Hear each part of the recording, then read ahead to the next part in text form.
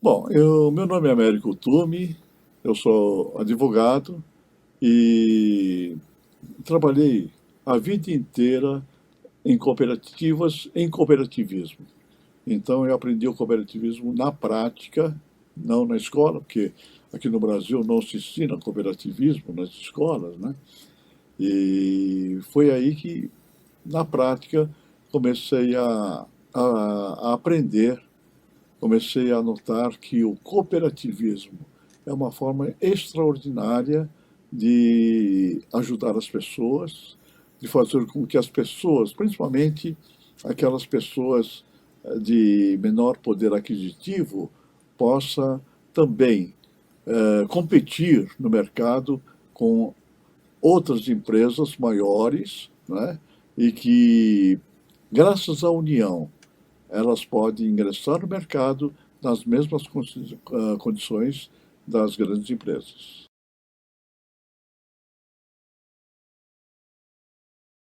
A Cooperativa Agrícola de Cotia foi uma das primeiras cooperativas do Brasil. Ela foi constituída no ano de 1927. Naquela época não tinha nem legislação sobre cooperativismo, ninguém sabia o que era uma cooperativa, e ela nasceu do fruto da necessidade de um grupo de pequenos agricultores, produtores de batatas, da região de Cotia. Esses produtores eram imigrantes japoneses que vieram para o Brasil mediante um contrato para trabalhar nas fazendas de café e, terminado o contrato, eles saíram dessas fazendas e passaram a trabalhar na agricultura por conta própria. Porque no Japão eles já trabalhavam, eles são pequenos agricultores e tinham muita experiência nessa área agrícola. E, e um grupo desses imigrantes foram para o município de Cotia e lá eles começaram a plantar batatas, que era, na época, 1927, a batata era importada da Holanda. O Brasil não produzia batata. Então, nessa época, eram 83 pequenos agricultores na região de Cotia, começaram a produzir batatas.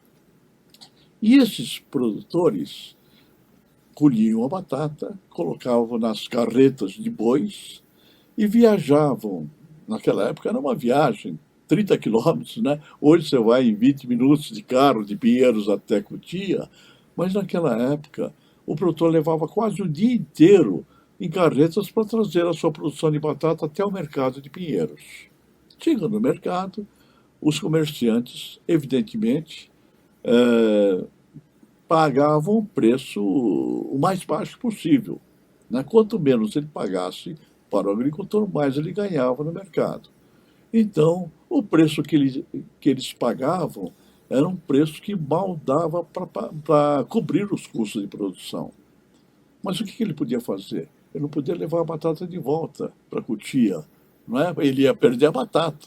Então, para não perder aquilo que ele produziu com muito esforço, com muito trabalho, ele se ele tinha que vender por aquele preço que o comerciante estava lhe oferecendo.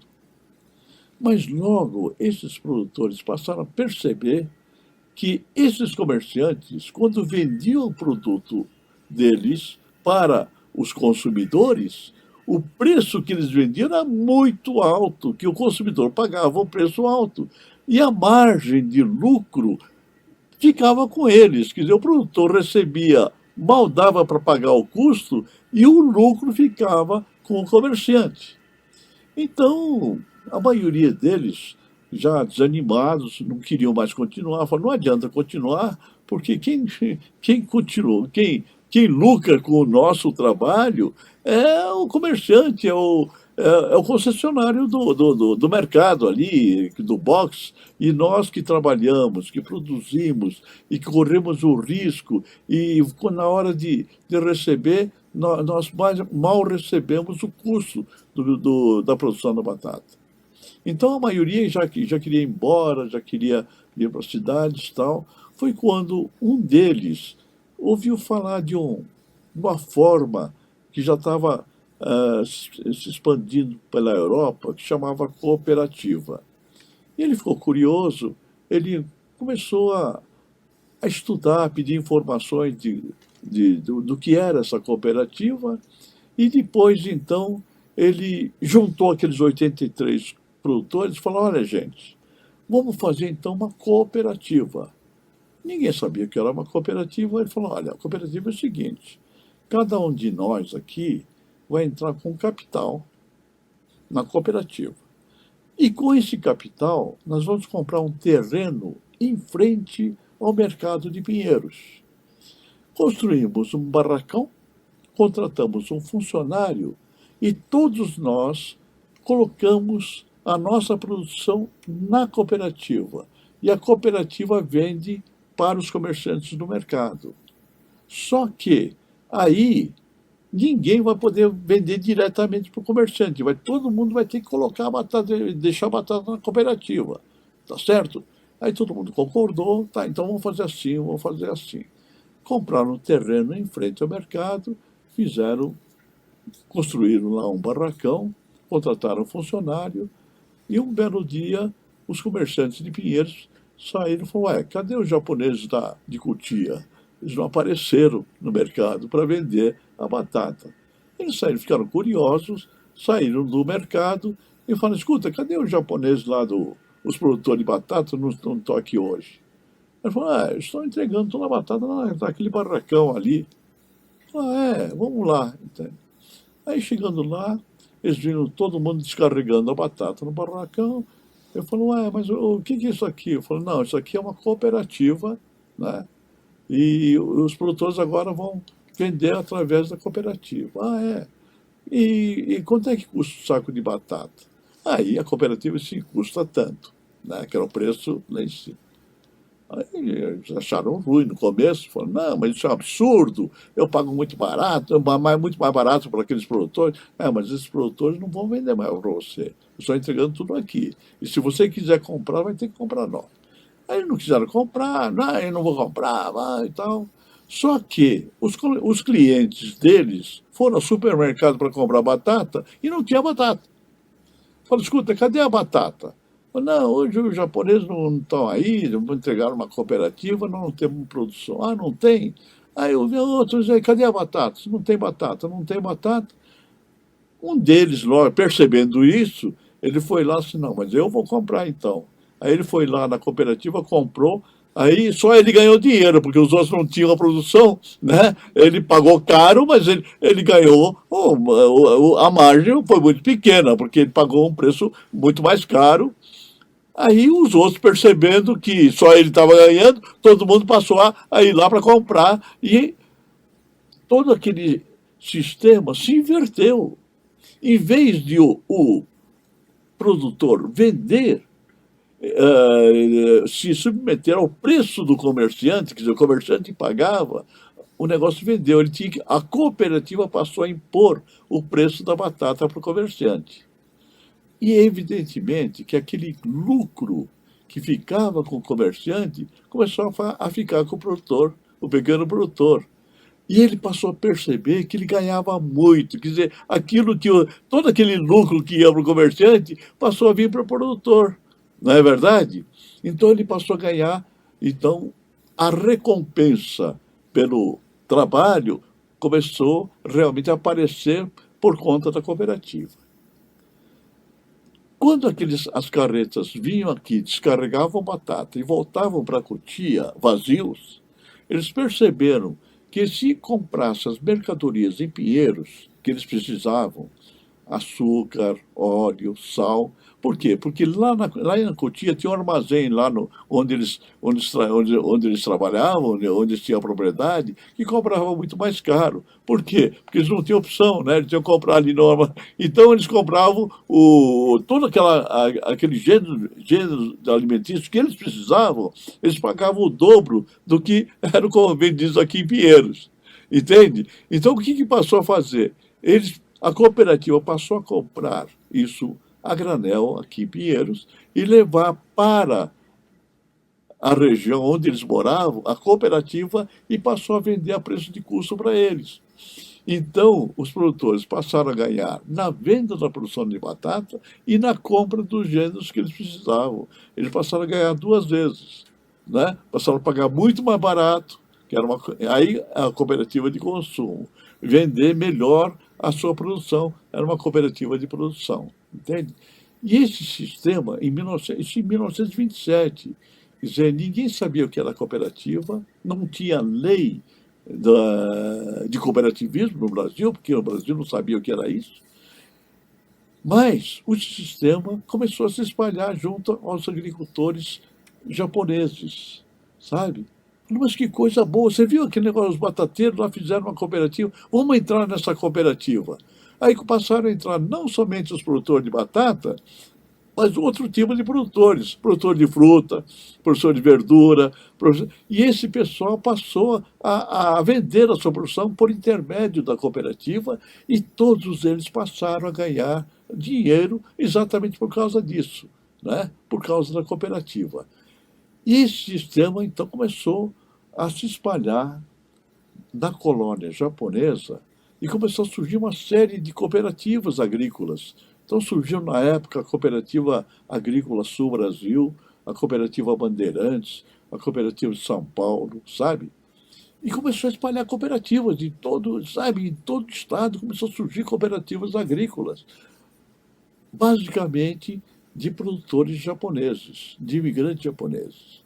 Em Bastos, por exemplo, os avicultores da cidade de Bastos fizeram cooperativas, né? E numa cidadezinha pequena como Bastos, tinha 6 cooperativas de avicultores, né? Porque lá é o seguinte, cada grupo de imigrantes que vinham de determinada província, eles montavam uma cooperativa, porque tinham mais afinidades, eles vinham do mesmo local, eles montavam, outra de uma outra província montava outra cooperativa e montavam cooperativas de avicultores que fizeram com que Bastos, até hoje, fosse considerada a capital do ovo do Brasil. Né? A avicultura se desenvolveu muito naquela cidade graças às cooperativas, não é verdade? Então podemos dizer que o Largo da Batata é graças aos batateiros. Ah, claro, aquele largo onde os batateiros iam lá e a cooperativa estava ali, aquilo ficou tão, vamos dizer assim, famoso por causa dessa comercialização, que a Câmara Municipal de São Paulo, em homenagem a esses produtores, resolveu denominar aquele espaço como Largo da Batata, que hoje lá está lá, o pessoal faz manifestação, tá, os jovens, só falta um totem lá, né? Mas exatamente, mas aquele largo, o nome do largo é homenagem a esses 83 produtores de batata de Cotia que lançaram a semente do cooperativismo agrícola no Brasil, sabe? Então, eu sempre digo isso, a grande contribuição da imigração japonesa foi na agricultura e no cooperativismo agrícola. Nesses dois setores, o Brasil deve muito a esses imigrantes, porque realmente, numa época em que o brasileiro não sabia o que era cooperativa, logo depois começou a surgir tanta cooperativa japonesa que você perguntava para uma pessoa: escuta, você sabe o que é uma cooperativa? Ah, não sei, não, isso é coisa de japonês. Entendeu? Eu costumo dizer, isso é coisa de japonês. Eles que fazem cooperativa, porque de tanta cooperativa de japoneses que tinham por aí. Vincularam cooperativa à comunidade japonesa, né? Entende? E essas cooperativas prestaram um serviço extraordinário para a agricultura brasileira. Eu imagino que ela favoreceu a comercialização dos produtos. Todos os produtos, aqueles imigrantes que estavam produzindo, produtor de batata, produtor de frutas, produtor de legumes, eles não teriam subsistido na atividade rural se não fossem as cooperativas. Foi graças às cooperativas que eles conseguiram manter a sua atividade, conseguiram progredir, né? E economicamente, socialmente, né? E com isso permanecerem na agricultura, senão eles teriam saído da área. E também influenciaram na própria alimentação dos brasileiros. Nossa, olha o que as cooperativas introduziram de novidade, né? Hoje se chama inovação, né? É uma palavra que existe lá, inovação.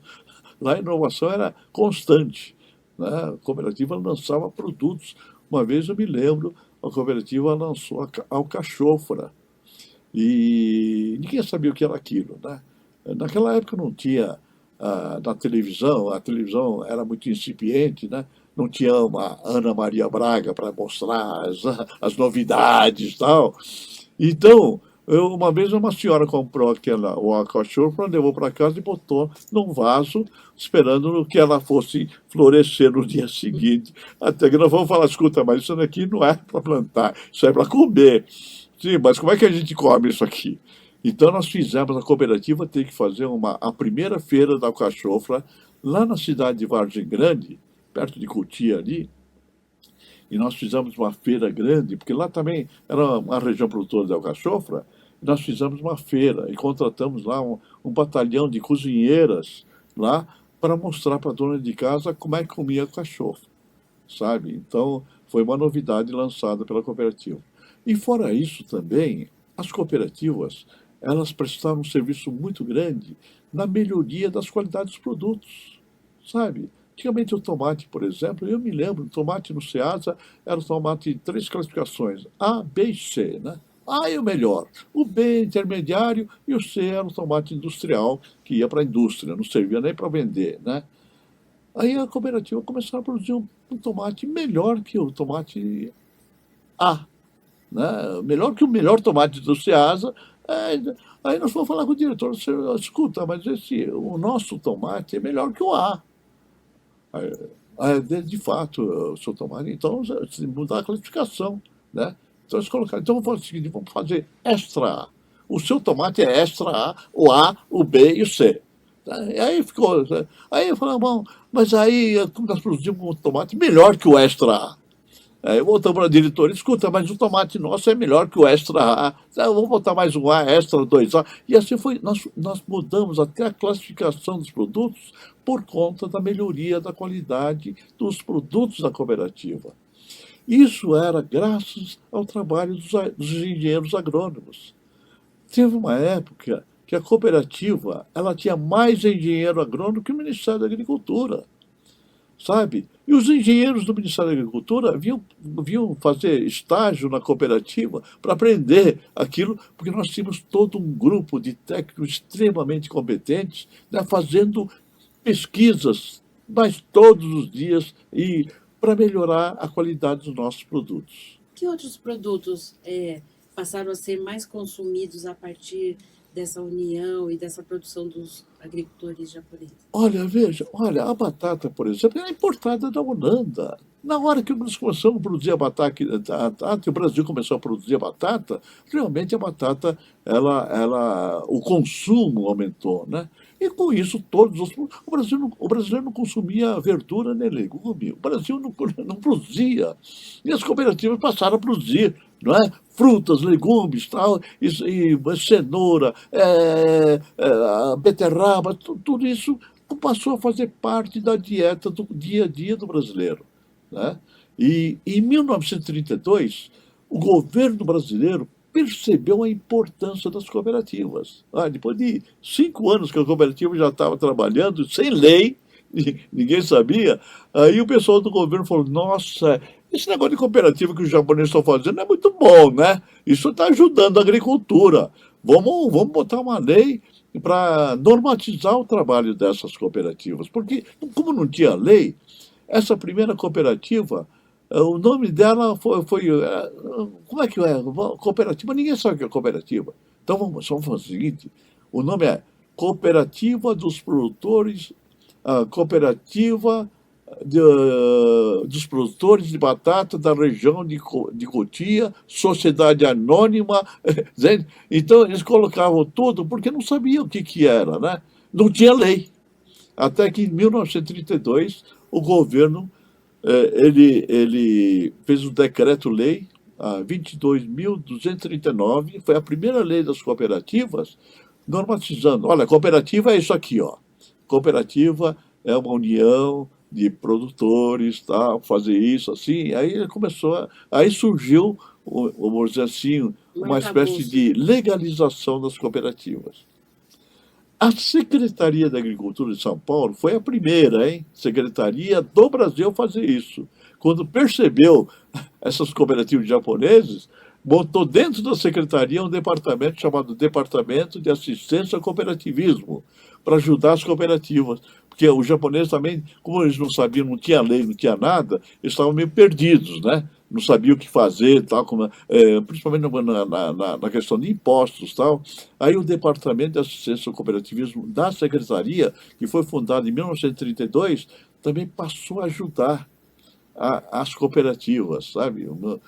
Qualquer coisa, qualquer dúvida que tinha as cooperativas, ia lá na Secretaria da Agricultura, que tinha um departamento para apoiar o cooperativismo. Então, tudo isso serviu para que o cooperativismo começasse a surgir, e a experiência nossa aqui foi lá para o Paraná, foi para o Rio Grande do Sul, então, lá também tem hoje grandes cooperativas, principalmente de imigrantes alemães, holandeses, tal, grandes cooperativas, né, e que estão prestando um serviço extraordinário para o desenvolvimento da agricultura e da economia do nosso país. Então, no primeiro momento, a cooperativa de Cotia, ela ficava na região de Cotia, esses produtores.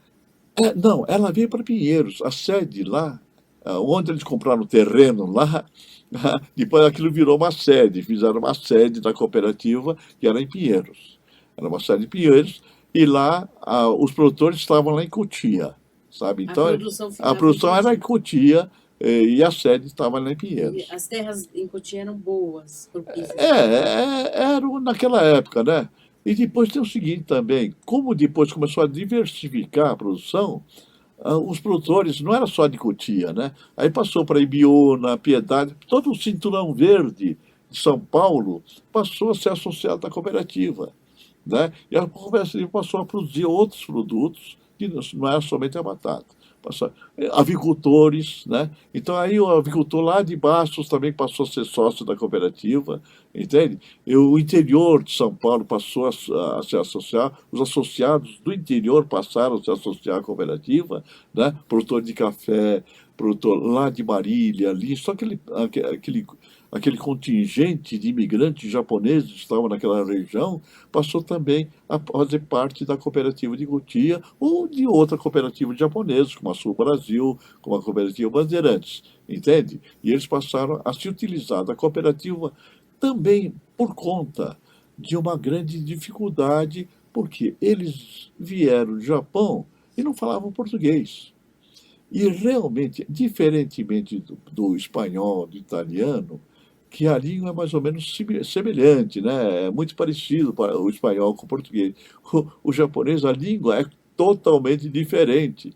Então, eles tinham muita dificuldade de comunicação, né? Então, para eles venderem no mercado, para discutir preço, para discutir com o comerciante, eles não conseguiam fazer isso.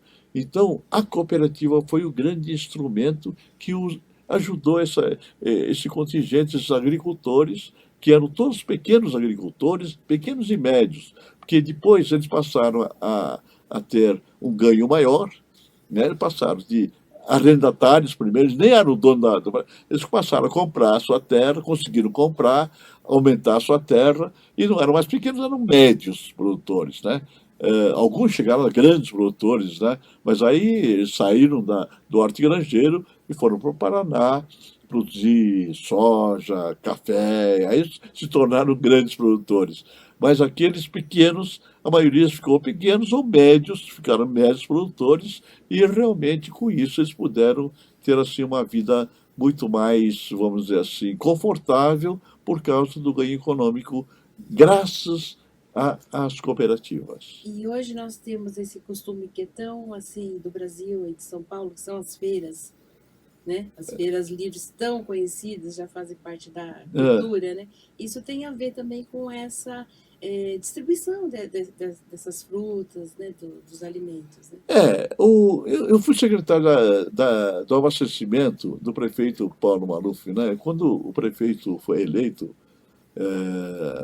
ele ele foi eleito com uma votação muito grande, né? Em 1992, ele teve uma votação expressiva, mesmo porque a prefeita anterior tinha feito assim, uma administração meio complicada, e o prefeito Paulo Maluf tem uma votação muito grande. E quando ele foi eleito, ele falou: olha, eu vou escolher dois secretários que não são políticos. Um era o Dr. Raul Kutaiti, para a Secretaria da Saúde, que ele era do Sírio-Libanês, e ele falou: o outro vai ser o Américo Tume, lá da cooperativa de Cotia, porque eles são os maiores produtores de frutas aqui do Brasil, e ele vai me ajudar no governo, no abastecimento. Aí eu fui lá para a Secretaria de Agricultura cuidar das feiras livres, cuidar dos mercados e tal. E realmente os mercados, as feiras, têm um papel importantíssimo no abastecimento, né? É uma forma de você fazer a distribuição rápida, principalmente das frutas e legumes que são altamente perecíveis, né? Então você tem que comercializar rapidamente, né?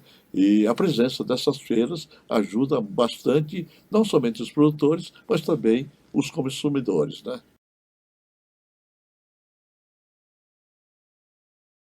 Olha, a cooperativa, ela começou a crescer, mas ela deu tanto certo que ela começou a ter associado no Brasil inteiro.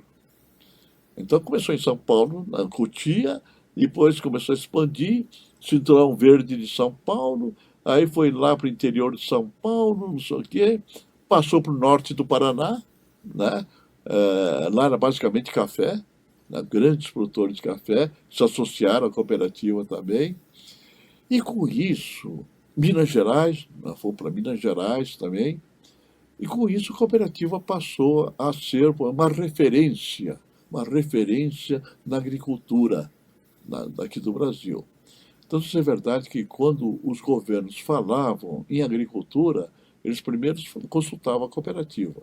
Sabe, o que, que você acha? O que não... Então, a cooperativa de Cotia realmente passou a ser uma referência na agricultura. E por conta disso, começaram a aparecer várias ofertas para que a cooperativa fizesse projetos de assentamento em determinadas áreas onde a agricultura não estava desenvolvida, sabe? O primeiro dele foi na área do Cerrado, sabe? Na área do Cerrado. Ah, os nossos agrônomos já sabiam que o Cerrado não era uma terra, vamos dizer assim, boa para a agricultura. Não era que não o norte do Paraná, que tinha aquela terra roxa, não é? Era uma terra bastante fértil, e então houve uma primeira preferência dos agricultores de se estabelecerem no norte do Paraná. Mas aí o que aconteceu? Aquelas terras férteis passaram a escassear. E o preço, evidentemente, começou a subir, né? E aí os agrônomos chegaram na cooperativa e falaram: olha, tem uma região aí chamada Cerrado que o agricultor brasileiro ele acha que não serve para a agricultura. Mas são terras pobres, ácidas, mas se você fizer um tratamento do solo, você consegue fazer agricultura. Ah, é? E onde é que você encontra essas terras? Lá em Minas Gerais tem uma área extensa de cerrado, lá no centro-oeste também está cheio lá, entende? E as terras lá estão de graça. Ninguém quer aquela terra porque acha que aquilo não serve para a agricultura. Tá bom. Vamos fazer o seguinte, vamos dar uma pesquisada. Aí, nós tínhamos lá na cooperativa um diretor brasileiro. Né? Quando eu digo brasileiro, é que tem cara de brasileiro. Né? Eu sou brasileiro, mas não tenho cara de japonês. Né? Então, vamos lá. Vamos pedir pro diretor, o José Gonzaga Trigo Muniz, né? O Zé Gonzaga, ele é meio. Parecia um fazendeiro, né? Ele é meio gordo. Falei: Zé, você vai seguinte, você vai chegar, vai dar um giro lá pelo sul de Minas para você pesquisar lá as terras, o preço das terras do Cerrado. Né? Mas você não vai com o carro da cooperativa, não. Você vai com o seu carro, você vai lá Não fala que é da cooperativa, você fala que você é um fazendeiro de São Paulo e quer procurando umas terras lá para comprar, né? Senão o preço vai subir. Aí ele fez, ficou lá um mês viajando lá ao sul de Minas Gerais, tá? Quando ele voltou, ele chegou e falou: Olha, as terras estão de graça. Eu não acreditei. Sabe? Ele falou: Américo, tem um ditado lá em Minas que diz o seguinte: terra de cerrado, nem dado, nem herdado. Quer dizer, o cara não queria nem dado, nem queria herdado, porque não valia nada aquelas terras. Falei, não diga, rapaz, vamos. Aí, sabe, reunimos a diretoria da cooperativa, vamos fazer um projeto lá, botar lá os agricultores lá, sabe? E aí começamos a fazer um estudo, né, dentro de uma área e tal. Só que, como a gente queria fazer um projeto grande, com muitos agricultores, nós precisamos de uma área contínua, né? E aí nós fomos lá ver umas terras, tinha um sítio aqui, tinha outro sítio aqui, não era junto, entendeu? E aí depois tinha o problema, né? O proprietário não tinha documentação própria, aqui, ali não estava registrado, aquele outro não queria vender, sabe? E a gente não encontrava uma área grande para fazer esse projeto. Aí o que nós fizemos? Nós andamos procurando, de repente nós encontramos uma área grande que só tinha um proprietário, que era um deputado lá de Minas Gerais, sabe?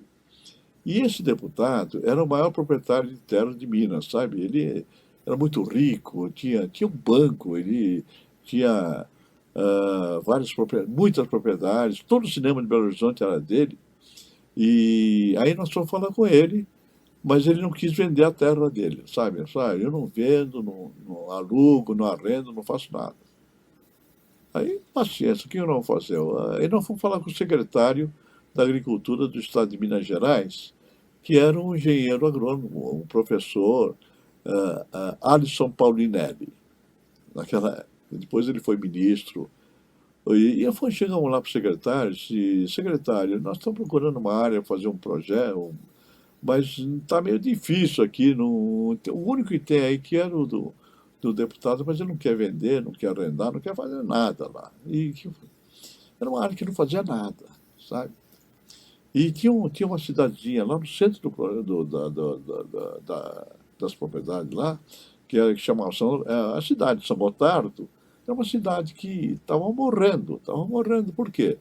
Porque não tinha agricultura, consequentemente não tinha banco, não tinha indústria, não tinha comércio, não tinha nada na cidade. A cidade estava morrendo. Os jovens estavam indo tudo para Belo Horizonte, para São Paulo, para o Rio, porque lá não tinha nada. A economia estava acabando. Aí eu fui falar para o secretário e falei: secretário, tá? Aí o secretário falou: eu vou falar com o governador e vou ver se a gente dá um jeito nesse negócio. E o governador falou com o presidente da República e o presidente ele desapropriou a área do deputado, sabe? Para fazer o projeto. Você vê que coisa? O Por presidente quê? na época era. O presidente era o Ernesto Geisel. Por quê? Porque o governador de Minas, que era o Rondão Pacheco, ele percebeu a grandiosidade desse projeto e o benefício que iria trazer para o estado de Minas Gerais. Na verdade, não somente ele, como o próprio secretário de Agricultura, né, que era o Alisson Paulinelli, que ele tinha uma visão, ele conhecia a agricultura, ele sabia que esse projeto ia ser extremamente benéfico para Minas Gerais. Então eles se empenharam e deram todo o apoio para fazer esse projeto e nós fizemos o projeto. Foi o primeiro projeto de assentamento dirigido no Cerrado brasileiro, sabe? Mas com todas as dificuldades, por quê? Porque ninguém sabia. Pô, escuta, esses japoneses estão loucos, vão perder dinheiro aqui, estão As vindo aqui. famílias que foram para lá eram famílias daqui de São Paulo. Eram jovens, filhos de agricultores cooperados, nós, sabe? Eram jovens, e esses jovens eram filhos de agricultores do Paraná, do Rio Grande do Sul, tá? E era uma mão de obra extremamente valiosa, que nós estávamos perdendo. Sabe por quê? Porque como a família tinha muitos filhos, né, ele percebia que na hora que o pai falecesse e a fazenda, a propriedade dividida entre os irmãos, cada um deles não daria para continuar na agricultura, sabe? Então os outros que trabalhavam na agricultura e queriam continuar, eles falavam, olha, eu não tenho futuro, acho que eu vou para a cidade e vou ser outra coisa, né? Vou estudar lá, vou ser advogado, bom. Aí, esse contingente, nós falamos, olha aqui, nós temos aqui um projeto lá no Cerrado, é um projeto novo, né? Vocês querem participar disso? Aí nós selecionamos aqueles jovens para ir para o projeto, mais ou menos 100 jovens, né? Para levar para esse projeto. E levamos lá, olha, eles começaram a produzir aquela cidade, São Gotardo, que era a cidade, a sede do projeto, era uma cidadinha pequena, sabe? Eu, quando fui a primeira vez lá, não tinha hotel na cidade. Era uma cidade tão pequena, economicamente ela estava morrendo. Não tinha hotel, não tinha nem restaurante. E aí a gente ficava numa cidadezinha em Araxá, que ficava a 130 quilômetros de São Gotardo. A gente acordava cedo, né? E ia até São Gotardo, ficava o dia inteiro lá e depois voltava à noite para dormir em Araxá, que não tinha nem hotel, tinha banco, não tinha nada. E era uma dificuldade. Aí começou aí o nosso pessoal, né, lá pro projeto, começou a produzir. Olha, aquilo virou um mar de soja, sabe, onde só tinha aquelas árvores retorcidas no cerrado, não tinha nada, aquilo virou um mar de soja. Você olhava aqui, parecia que estava no Rio Grande do Sul, né? Uma beleza, sabe? Quando os agricultores mineiros perceberam aquilo ali, o preço das terras do Cerrado começou a subir. E muita gente ficou rica por causa disso. Por quê? Porque aquilo que não valia nada, que ele queria vender e ninguém comprava, de repente passou a ter um valor imenso. Por quê? Por causa da valorização das terras por conta do nosso projeto, sabe? E esse projeto foi realmente extraordinário. Por quê? Porque abriu as portas para o Cerrado brasileiro. Eu me recordo que nós, dentro do projeto, tinha lá um programa para produzir café no projeto. Aí, naquela época, tinha um instituto chamado Instituto Brasileiro do Café, que financiava todo o café do Brasil inteiro. E nós fomos lá no IBC para pegar o financiamento para produzir. Você sabe que o IBC, os técnicos nos deram uma bronca. Falei, vocês estão ficando maluco? Vocês vão traduzir o café não dá no Cerrado, o IBC não vai financiar o café para vocês, vocês põem daqui para fora, tá? E botou para fora da gente. Por quê? Porque realmente eles achavam que o café não era próprio do Cerrado. Aí nós voltamos lá para o secretário Alisson Paulinelli e falou, olha, Alisson, o IBC não quer financiar o nosso café. Aí ele falou, mas não tem problema não. Se o IBC não quiser financiar, o Banco de Desenvolvimento de Minas Gerais vai financiar o nosso café. Aí o banco lá de Minas Gerais financiou o nosso café, sabe? Em vez do IBC financiar, o banco financiou. E aí nós começamos a plantar café lá no Cerrado. Nossa, começou a produzir um café que era o melhor café do Brasil, sabe? E veja o que aconteceu. O Paraná, que era o estado, o maior para o estado produtor de café, perdeu esse status. E Minas hoje é o maior produtor de café do Brasil, entende? Por quê? Porque o café do Cerrado é um café da melhor qualidade, entende? E eu me recordo que quando saiu esse financiamento do Banco de Desenvolvimento de Minas Gerais, o presidente do Banco Central, ele ficou curioso, sabe? Era o Fernando Millier. Ele me ligou e disse, Seu Américo, é verdade que estão produzindo café no Cerrado? Eu falei, claro, Fernando, o melhor café do Brasil é do Cerrado. Ele não acreditou muito, falou, escuta, eu queria visitar lá, será que você... Claro, eu vou passar, eu te pego, nós vamos lá. Tá? Aí para lá, passei em Brasília, peguei o Fernando, nós fomos visitar lá o Cerrado. Quando ele viu aquele café, nossa senhora, ele ficou entusiasmado. Falei, não diga. Falei, Fernando, esse é o melhor café do Brasil, sabe?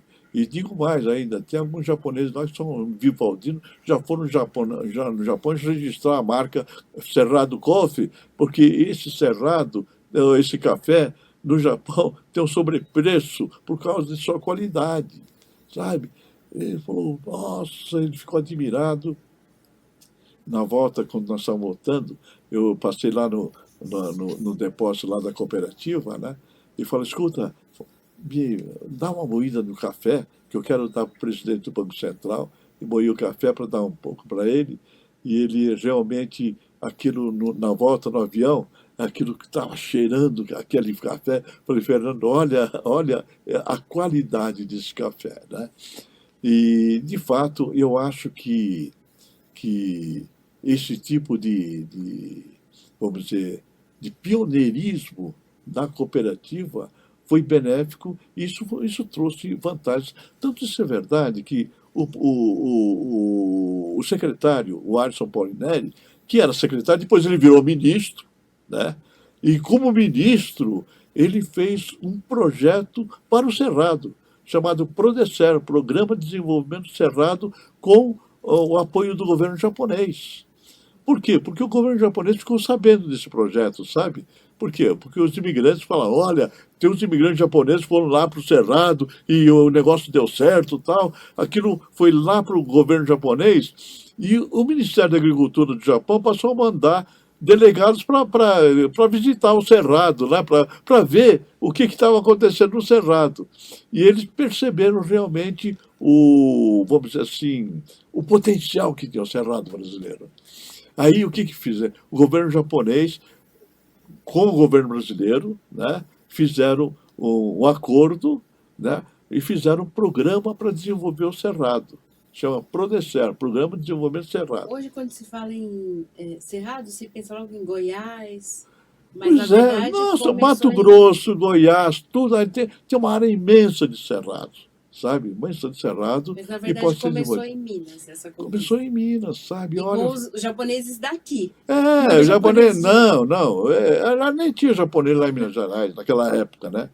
Mas então foi o primeiro assentamento dirigido do Cerrado, foi feito pela Cooperativa Agrícola de E Cotia, hoje né? essa expansão que existe nessa região toda, Mato Grosso, Goiás, deve-se então a esse Porque trabalho aquilo do... foi mais ou menos uma, vamos dizer assim, uma vitrine, né? Olha, veio gente do exterior para ver esse negócio do Cerrado, interessante. Uma vez veio um agrônomo lá de Israel, sabe? Mas esse agrônomo me falou uma coisa, ele falou, essas terras cerradas são muito melhores que a areia que nós plantamos lá na Israel, porque Israel planta em cima da areia, no deserto, entendeu? E aqui nós temos o cerrado, ele falou, essa terra é muito melhor que a areia que nós plantamos, agora que vocês estão aproveitando. E uma vez, o Alisson Paulinelli já era ministro da Agricultura, um dia ele me ligou e falou, Américo, tem aqui, eu estou recebendo aqui o vice-ministro da Agricultura. Naquela época não era o Irã ainda, era a Pérsia. Da Pérsia. E é o seguinte, ele ouviu falar esse negócio do Cerrado, ele queria visitar o Cerrado. Será que você podia levá-lo? Eu falei, claro, tá. Eu tinha muito interesse em divulgar esse negócio, sabe? Porque realmente era uma coisa nova. Aí eu falei, não, tudo bem, eu levo, ele vai comigo, tá? Eu falei, vem, então vem a Brasília, eu vou colocar um avião do governo, você vai levar o vice-ministro. Aí fui eu, o vice-ministro, foi até um assessor do Alisson também com a gente, né? E aí nós levamos o vice-presidente, mas ele também ficou encantado, sabe? Porque nós levamos bem na divisa do projeto, né? Só para ele ver. Aí eu olhei e falei, tá vendo? O Cerrado é isso aqui, ó. Aí ele via aquelas árvores tudo retorcidas, tal, né? Aquela terra tudo árida, sem nada. Aí ele olhava e falava, isso aqui é a área do projeto. Aí ele via aquele mar de soja, sabe? Aquela coisa deslumbrante. Tá? Ele via aquilo, Falei, nossa, mas que coisa! Ceará, ele ficou tão entusiasmado, disse, não, o governo da Pérsia vai investir aqui no Brasil. Por quê? Porque nós comprávamos o petróleo deles, né? Então, o dinheiro que ele queria deixar uma parte do dinheiro aqui no Brasil para investir em alguma coisa. Ele queria investir na agricultura. E ele tinha falado com o ministro, com o ministro Paulinelli. E o ministro Paulinelli falou um negócio do Cerrado. Falou, tem um negócio aqui novo aqui que nós estamos desenvolvendo, que é o Cerrado. E ele que ficou interessado e falou, eu vou, na volta, ele conversando com a gente, falou, não, nós vamos investir, eu vou falar com o meu presidente, com o meu ministro, e vamos ver se nós investimos nessa área e tal. Só que passaram alguns meses, aí veio uma revolução lá, um tal de Ayatollah Khomeini derrubou o governo. Eu nunca mais ouvi falar do ministro, do vice-ministro. E dos Cerrados, a cooperativa chegou no Nordeste também. Aí nós fizemos um outro projeto lá no Nordeste. Esse foi um projeto também diferente, sabe? Por quê? Porque a gente sempre costumava desbravar áreas já conhecidas, né?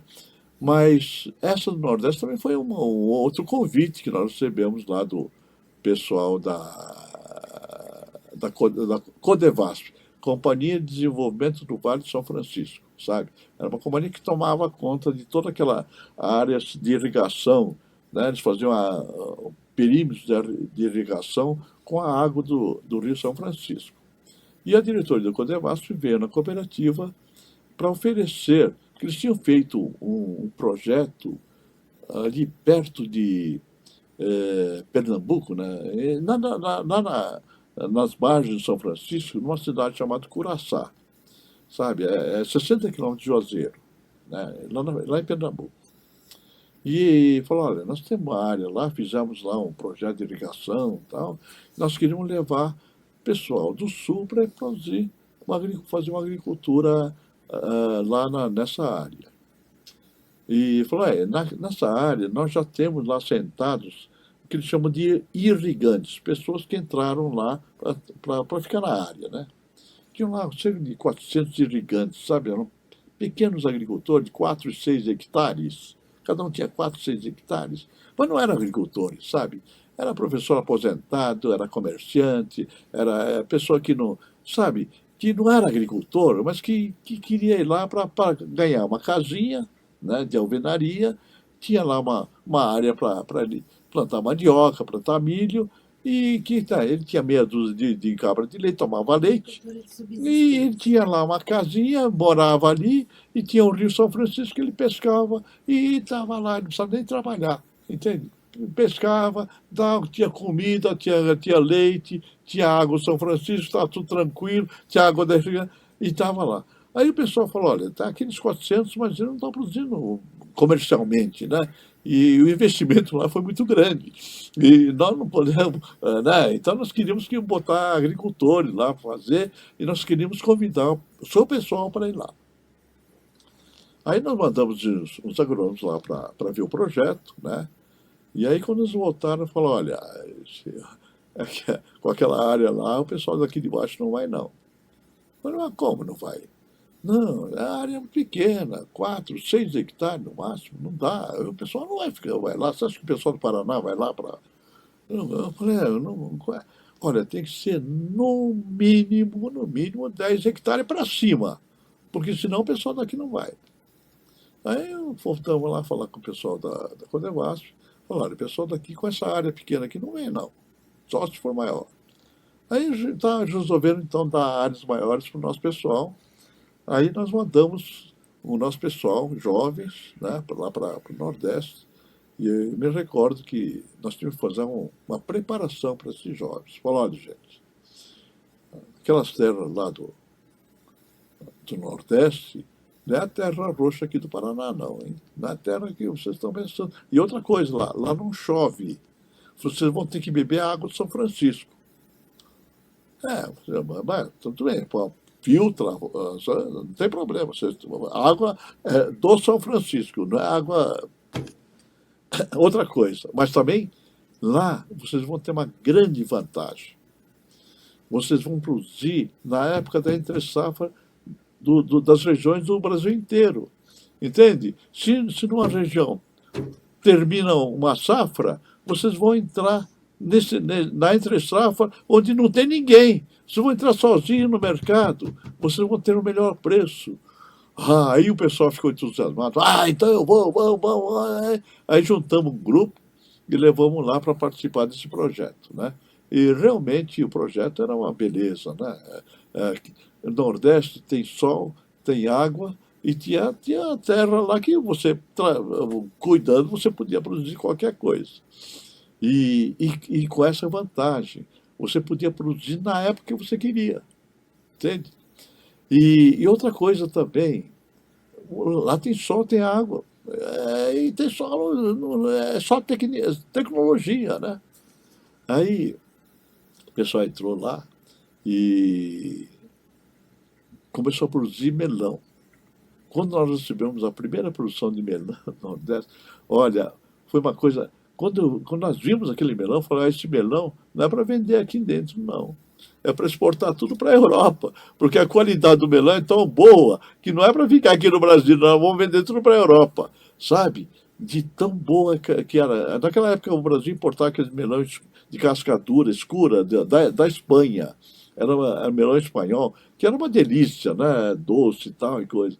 E aí o que aconteceu? O nosso melão lá do Nordeste era melhor, era mais doce que o melão espanhol. Falei, nossa, que coisa boa. Então vamos exportar tudo lá para a Europa. E começamos a exportar lá em Juazeiro. O Nordeste pode ser o grande, vamos dizer, Produtor celeiro, de. né? O produtor de alimentos no futuro. E esse foi o segundo projeto.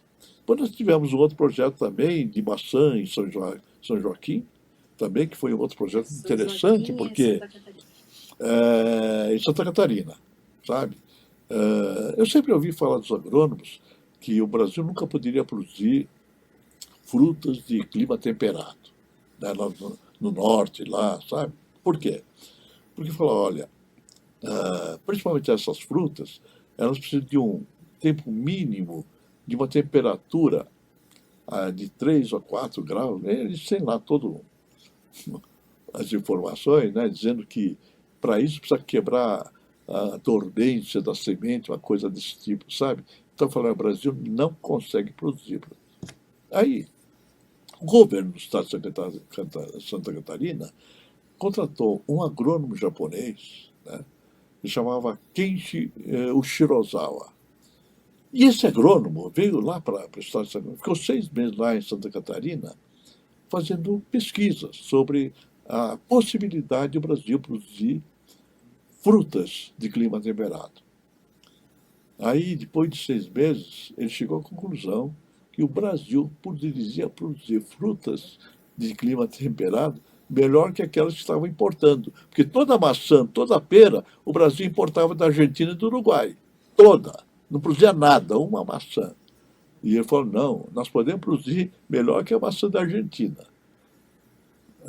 Aí ele delimitou, foi na Serra de Santa Catarina, ali tem locais que você pode produzir.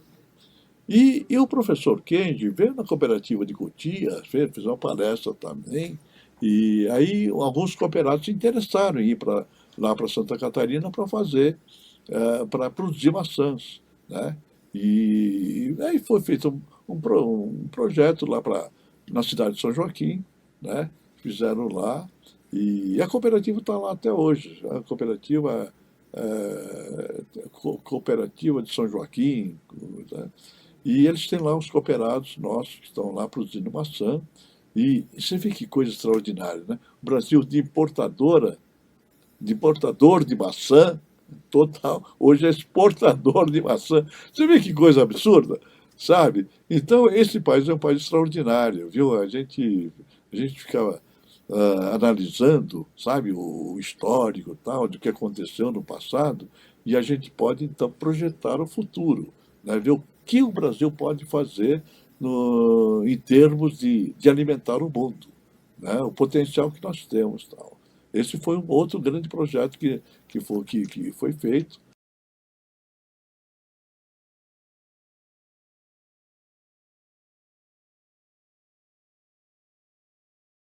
Sim, sim. Eu acho que essa foi a grande contribuição, não só da Cooperativa Agrícola Cotia, como a Cooperativa Sul Brasil, das cooperativas japonesas, não só das cooperativas, do imigrante japonês que veio aqui trabalhar na agricultura. Essa contribuição é que não deve ser esquecida. Eu acho que para as gerações que estão aí, para os descendentes, né, de japoneses, para eles perceberem, para eles se conhecerem que os seus avós que vieram do Japão Trabalho, o papel trabalharam, que e que foi realmente uma epopeia, porque o que eles sofreram, né, naquela época não tinha hospitais, não tinha escola, não tinha nada no interior de São Paulo, sabe? E eles enfrentaram tudo isso, doenças, né? Febre amarela, malária, isso tudo, e eles venceram tudo isso, né? Trabalharam, venceram e contribuíram extraordinariamente para o desenvolvimento da agricultura. a cooperativa chegou até um hospital. A cooperativa, nós chegamos a ter um hospital, né? O Hospital Pan-Americano foi construído pela própria cooperativa de Cotia. Mas, então, esse tipo de, de acontecimento que foi no passado pode servir até para que a gente possa prever o futuro, né? O futuro que o Brasil vai precisar aumentar a produção de alimentos e o cooperativismo sair para contribuir, inclusive, para isso, né? Para poder realmente ajudar os nossos agricultores a aumentar a produção e aumentar a sua contribuição para alimentar não somente o Brasil, mas também o mundo inteiro.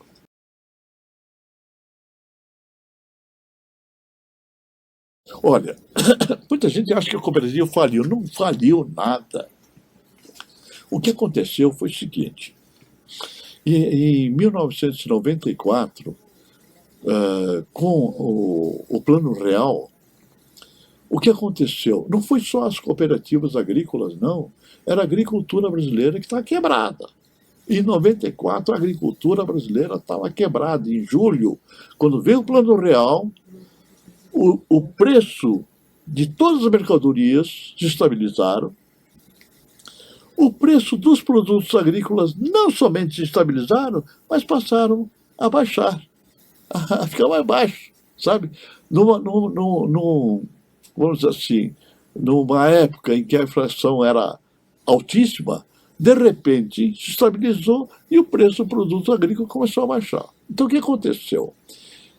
Em julho de 1994, quando veio o Plano Real, né, houve a estabilização da moeda, mas os agricultores estavam todos eles com financiamento do Banco do Brasil. Financiaram para produzir a sua produção. E naquela época, quando ele tirou o financiamento dele estava indexado. Indexação, né? É lógico, o banco não ia emprestar o dinheiro, né, sem uma indexação. Não era só juro, não, era juro, mas não sei o quê, papapá. E, e quando o produto passou a baixar, o produto agrícola, o financiamento dele no banco continuou a subir. Todo dia subia. Por quê? Porque estava indexado. Quando ele foi ver, havia um gap tão grande de dívida que não era dele. Não é verdade? Não era uma dívida escritural, que ele não podia pagar. Então a agricultura quebrada, as cooperativas todas quebradas, estão quebradas, entende? E não havia possibilidade, não tinha como o agricultor pagar aquela dívida. E eu me lembro que naquela época, o Roberto Rodrigues, era presidente da Organização das Cooperativas Brasileiras, ele me ligou e disse: Américo, a agricultura está quebrada. Ele, agricultor, está quebrado. E agora, o que vamos fazer? Vamos fazer o seguinte: vamos almoçar com o ex-ministro Delfim Neto para nos aconselhar, para ver o que a gente não pode fazer. Aí nós fomos almoçar com o ministro, e ele tinha sido ministro do Planejamento, ministro da Fazenda, ministro da Agricultura, e ele conhecia todo o problema, né? E ele chegou, nós explicamos tudo para ele, e o ministro foi claro, falou: Roberto, o governo não pode anistiar a agricultura. Porque se ele anistiar a agricultura, o governo quebra. Quebra, porque teve gente que pagou. Não há condições de o governo anistiar essa dívida. Mas, ministro, nós vamos quebrar. As cooperativas estão quebradas. O que não vão fazer? Roberto, faz o seguinte, pede para adiar essa dívida. Joga essa dívida para 15, para 20 anos para frente, e depois você vai pagando isso. Com a estabilização da moeda, não tem mais a correção monetária, não tem mais isso, vocês conseguem pagar, leva isso para 20 anos para frente. Né? Aí fez o setor foi lá falar para o governo, e o governo, logo depois, editou um programa chamado PESA, Programa de Securitização da Agricultura, dando essa folga para o agricultor. Né? O agricultor estava morrendo, de repente veio esse programa e deu a folga para o agricultor. Né? Então, e aí resolveu o problema dos agricultores.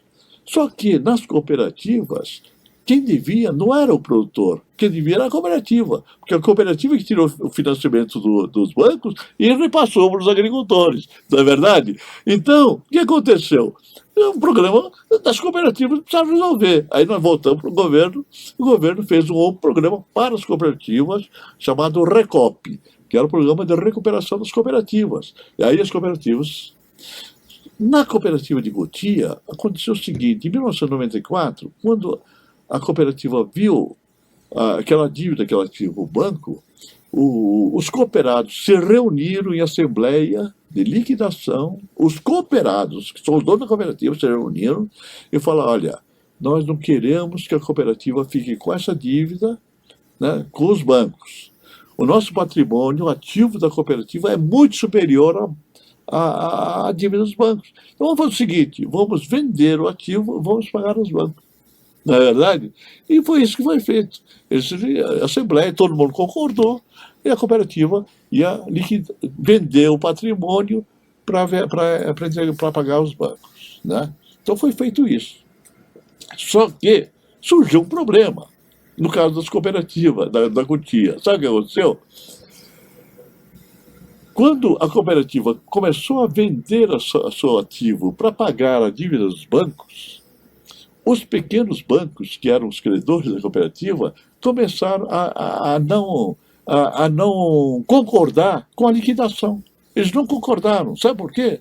Porque como a cooperativa tinha imóveis no Brasil inteiro, os pequenos bancos não tinham como saber se aquela propriedade lá em Mato Grosso, e lá na Bahia, o valor era aquele. E como eles não tinham condições de saber, eles achavam que a liquidação não podia ser extrajudicial, tem que ser uma liquidação judicial.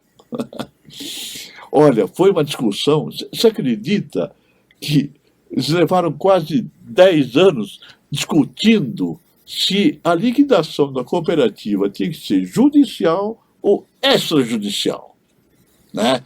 Então, veja você, a liquidação extrajudicial está prevista na lei das cooperativas. Na lei das cooperativas diz a liquidação das cooperativas é das cooperativas, uma liquidação extrajudicial. Está lá na lei. Só que, quando foi lá para o Supremo Tribunal para discutir, porque o negócio foi lá para Brasília, né, para resolver essa pendência, o tribunal resolveu que, no caso da cooperativa de Cotia, a liquidação tinha que ser judicial, contra a lei. Você está entendendo? Você vê que coisa absurda? O próprio advogado do banco não sabia disso. Eu me lembro que a FEBRABAN me convidou para fazer uma palestra para os advogados para explicar que raio de liquidação extrajudicial que eles nunca tinham ouvido falar. Né? Falei, não, na cooperativa, na lei das cooperativas prevê isso. Conclusão. Uma máquina de beneficiamento de café funcionando tem um preço. Está funcionando, tem um preço. Se ela ficar 10 anos parado, aquilo virou ferro velho. Sabe? Vira ferro velho, claro.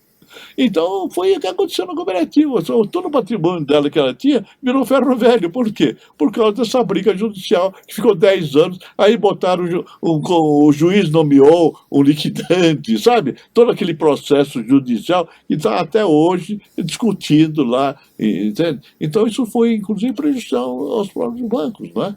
De ter acontecido isso. Mas o fato é que é o seguinte: no caso da cooperativa de Cotia, a cooperativa central, ela foi liquidou. Só que aqueles núcleos das cooperativas no Brasil inteiro, muitos deles continuaram como cooperativas, sabe? Mudaram o nome, tá? Mas continuaram, aqueles cooperados continuaram como cooperativa, sabe? Então tem lá, que é essa de Juazeiro, por exemplo, é a Cooperativa Agrícola de Juazeiro, está lá, uma cooperativa está funcionando bem, sabe? No Paraná, sabe, lá em Londrina, tem chama Cooperativa Integrada, que é formada pelos cooperados da cooperativa de Cotia, que estavam lá em Londrina, que eles continuaram, fizeram uma nova cooperativa e estão continuando. Hoje ela está crescendo, eu acho que é a terceira maior cooperativa do estado do Paraná. E Não é? existem cooperativas em outras áreas também. Cooperativa de maçã, cooperativa. Então, tudo cooperativas financeiras, cooperativas de consumo. não, basicamente cooperativa de produtores agrícolas, né? Que eles continuaram na área em forma de cooperativa, não agora de Cotia, mas cooperativa local. Uhum. Né? Por exemplo, a cooperativa de Pilar do Sul, tem vários cooperados nossos que montaram cooperativas, continuaram trabalhando como cooperativas, né? E estão indo muito bem, né? Porque são bons produtores, bons agricultores. Ficou um aprendizado.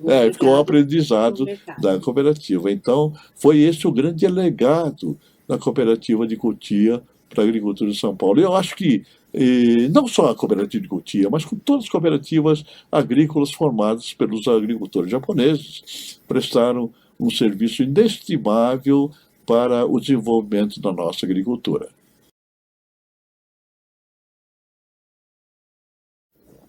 Olha, eu sou um grande entusiasta da agricultura brasileira e eu falo sempre para os meus filhos, para o meu neto, de que o Brasil vai ser um dos maiores países do mundo em PIB em 2050. Isso não sou eu que estou falando. É o Fundo Monetário Internacional, é o Banco Mundial, é a ONU, todas as entidades do mundo inteiro que fazem esse tipo de avaliação e de previsão, eles dizem que o Brasil vai estar entre os 10 maiores países do mundo em 2050. Tem até uma lista, essa foi feita pela aquela empresa famosa dos Estados Unidos, chama Waterhouse Coopers, né? É uma empresa famosa que faz previsão de economia. Essa empresa ela fez uma lista dos 10 maiores países em PIB do mundo em 2050. Né? O primeiro é a China, com 50 trilhões de dólares. O segundo, os Estados Unidos, com 37 trilhões. Né? O terceiro vai ser a Índia, com tantos trilhões. O quarto vai ser a Indonésia, tal. Então você vê os quatro. O quinto vai ser o Japão e o sexto vai ser o Brasil. Né? Vai ser o Brasil.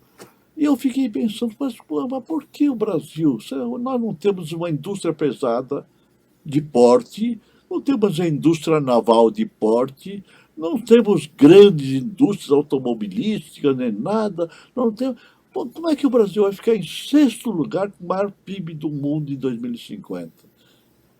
Agricultura, agribusiness, agronegócio. Esse vai ser o grande negócio em 2050. Sabe por quê?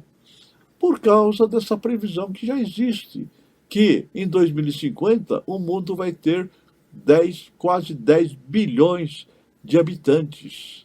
Hoje nós estamos com 7 bilhões. Vamos ter mais 3 bilhões de habitantes, gente que vai precisar comer. Então, veja bem, por que da importância do Brasil? porque o Brasil é um dos poucos países do mundo que pode alimentar essa gente. O Brasil é um dos poucos países do mundo que pode aumentar 40% da sua produção sem derrubar uma árvore da Amazônia, sabe? Nós temos pastagens degradadas que podem ser aproveitadas para a agricultura. Toda essa celeuma que há poucos dias se deu, o negócio da Amazônia, da queima da Amazônia, isso tudo, gente, isso tudo foi para mascarar o medo que tem certos países da concorrência agrícola brasileira, dos produtos agrícolas brasileiros. Por quê? Porque aqui nós temos um dos melhores agricultores do mundo. Nós não temos nada a ver ao agricultor americano, tá? Porque em tecnologia nós nos equiparamos aos Estados Unidos. Eu estive há 2 anos atrás naquela feira dos Estados Unidos, chamado Farm Progress Show, né? Eu vi tudo aquilo que estavam ali. Não tem nada de diferente do AgriShow que nós temos aqui no Brasil. Tudo aquilo que estão lá, nós estamos fazendo aqui, e melhor, tá certo? E há um grande temor do agricultor americano da concorrência brasileira. Por quê? Porque hoje nós já somos um dos maiores produtores de soja do mundo. Nós já estamos ultrapassando os Estados Unidos. Nós já somos o maior produtor de café do mundo. Nós somos o maior produtor de açúcar do mundo. E aí vai. Entende? O segundo do milho. E o Brasil vai ser o grande celeiro que vai alimentar essa gente. Tá? Por quê? Ninguém come chip de computador, ninguém come iPhone, ninguém come automóvel, ninguém come nada. Quando o mercado de alimentos começar a aquecer por conta dessa demanda, os grandes compradores vão chegar no Brasil. E o Brasil vai ser o grande provedor de alimentos do mundo. Tá? Graças ao quê? Primeiro, nós temos terra, nós temos sol, nós temos agricultor competente. O que nós temos, o que nós perdemos um pouco é na infraestrutura, que o governo agora está tentando resolver. Tem que resolver até 2050. Todo esse negócio, portos, aeroportos, ferrovias, hidrovias, tem que melhorar. Porque toda essa produção vai ter que sair por aí. Tá certo? E a infraestrutura ainda é o grande gargalo nosso em relação aos Estados Unidos, por exemplo. Né? Agora, que realmente a Europa não pode mais aumentar a produção. Lá está tudo. Pelo contrário, lá a agricultura está diminuindo. Os Estados Unidos também não pode mais aumentar. O Canadá muito menos, porque aquilo é uma geleira, entende? A África, que podia talvez ser a África subsaariana, podia ser, mas lá também tem um problema da tecnologia, da preparação dos agricultores, que eles só praticam uma agricultura de subsistência. Aquilo ainda vai levar 2 gerações, né, para começar a produzir economicamente. Então o Brasil tem tudo para ser um dos maiores países do mundo. Você sabe quantos países são filiados à ONU? 193 países.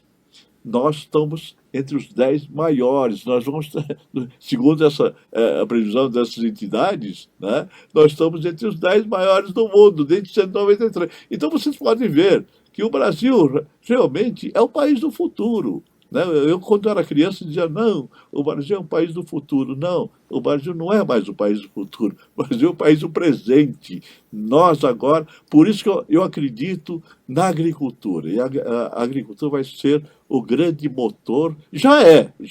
Hoje toda essa vamos dizer assim, esse status do Brasil, né?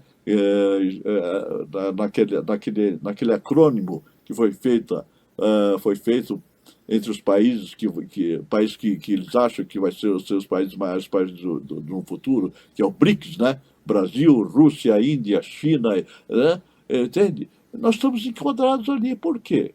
porque o Brasil realmente apresenta todas as condições para ser um dos grandes países do mundo por conta do nosso agronegócio, né? Então, essa é a minha mensagem.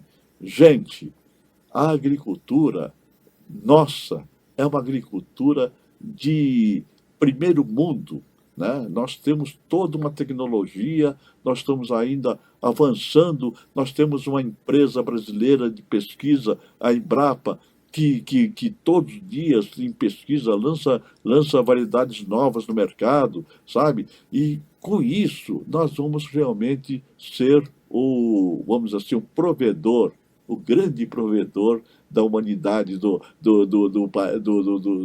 mundo até 2050. Então, não sou eu que estou falando isso, né? Não sou eu. São as grandes empresas que fazem essa previsão, né? E que o Brasil está entre os 10 maiores países do mundo até 2050, por conta do trabalho, por conta da competência e por conta da agricultura que nós temos aqui.